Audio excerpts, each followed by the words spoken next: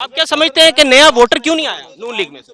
جی یہ طویل بحثیں ہیں، بہت شکریہ جی۔ یہ نون لیگ کا طرز سیاست ابھی حکومت نون لیگ کا طرز سیاست جو جی ہمیشہ سے پہلے بھی عوام کی خدمت اور ترقی اور جو جسے ہم کہتے ہیں ہیومن ڈیولپمنٹ، جس میں تعلیم ہے، صحت ہے، اور انشاءاللہ پاکستان کی تاریخ کی پہلی جو خاتون وزیر اعلیٰ مریم نواز صاحبہ بننے جا رہی ہیں، وہ انشاءاللہ جو ہیومن ڈیولپمنٹ اس کی طرف بہت توجہ دیں گی۔ سر یہ میریٹوکریسی کا بول بالا ہوگا؟ یہ بتائیے آئین کیا کہتا ہے مخصوص نشستوں کے حوالے سے، کیا صورتحال ہے؟ جی آئین خاموش ہے کہ اگر آزاد اراکین اتنی بڑی تعداد میں منتخب ہوں اور پھر ایک جماعت کو جوائن کریں، اب جس جماعت نے اپنی ایک لسٹ ہی جمع نہیں کروائی ہوئی مخصوص نشستوں کی، اس کو اس چیز کی اجازت دینے کا بھی آئین میں کہیں نہیں لکھا، تو لہٰذا یہ معاملہ بالآخر سپریم کورٹ میں ہی جائے گا، لیکن جتنی دیر میں اس میں عدالتی کارروائی ہوتی ہے، اس میں قومی اسمبلی کا اجلاس بلانے میں مزید تاخیر نہیں ہونی۔ آپ کیا سمجھتے ہیں کہ نیا ووٹر کیوں نہیں آیا نون لیگ میں سے؟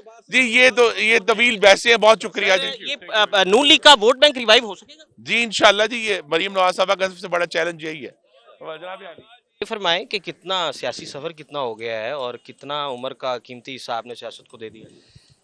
غالباً میرے حال میں 20-25 سال ہو گئے ہیں، بالکل ہو گئے۔ کیا دیکھا، کیا سمجھتی ہیں، کہاں ریفارمز ہونی چاہیے، کہاں ہم لیک کہاں کر رہے ہیں؟ دیکھیں ہمیں ایک تو نمبر 1 اداروں کو مضبوط کرنا ہے، اداروں میں بہت ضروری ہیں ریفارمز، فار ایگزامپل FBR ہے ہماری، اور ہماری لینڈ ریفارمز ہیں، باقی پولیس ریفارمز بہت ضروری ہیں ہمارے صوبوں میں۔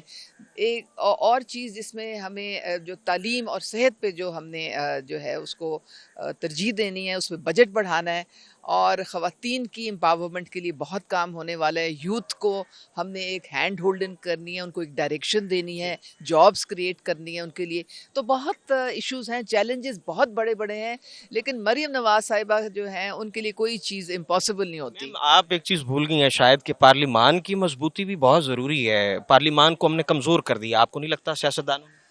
دیکھیں یہ میں پنجاب کے جو عوام ہیں ان کو میں مبارکباد دینا چاہ رہی ہوں کہ انہوں نے مینڈیٹ دے کے ہمیں یہاں پہ بھیجا، اور اب جمہوری سفر جو ہے دوبارہ شروع ہو گیا ہے، اور جمہوریت انشاءاللہ تعالی آپ کو مضبوط نظر آئے گی۔ اب مسلم لیگ نون کے ساتھ جو آپ کا سیاسی سفر رہا ہے یہ کتنے سالہ ہے، اس میں آپ کیا سمجھتی ہیں، اس میں کیا تبدیلیاں ہونی چاہیے، کیا چینجز، ریفارمز، اصلاحات، نئے دور کے ساتھ چلنا ضروری ہے ہمیں؟ میں نے ان کے ساتھ پہلے بھی وقت گزارا ہوا ہے، اور میاں محمد نواز شریف بہت سنسیئر ہیں، ان کے دل میں درد ہے لوگوں کا، اور ان کے زمانے میں جو ترقی ہوئی تھی وہ پاکستان میں بعد میں نہیں ہوئی، کوئی موٹر وے ڈیلیورنس کی پالیٹکس کی ہے انہوں نے۔ جی ڈیلیورنس کی پالیٹکس کی ہے۔ بالکل ڈیلیوری، اور لوگ اسی لیے ان کو آج بھی یاد کرتے ہیں، اسی لیے ان کا ووٹ آج بھی ٹس سے مس نہیں ہوا ہے۔ اور میں جو مجھے فرق محسوس ہوتا ہے، جب میں PTI میں تھی تو کال اور فیل میں بہت ڈفرنس تھا، جو مینیفیسٹو میں جو وعدے کیے گئے تھے لوگوں کے ساتھ وہ ایک بھی پورا نہیں کیا گیا۔ میاں صاحب جو ہیں وہ خالی وعدے نہیں کرتے، وہ اپنے وعدوں پہ کھڑے بھی ہوتے ہیں، بانی اور یہی ان کی بیٹی وہ بھی یہ چیز لیگیسی ہے۔ بالکل ایبسولوٹلی، وہ she will carry the legacy of her father. بانی PTI نے کہا تھا میرا دل بہت بڑا ہے، تو کوئی وہاں سے کھچاؤ محسوس ہوا ہو آپ کو، واپسی کی طرف کوئی ہے، کوئی راہ بن رہی ہے یا نہیں؟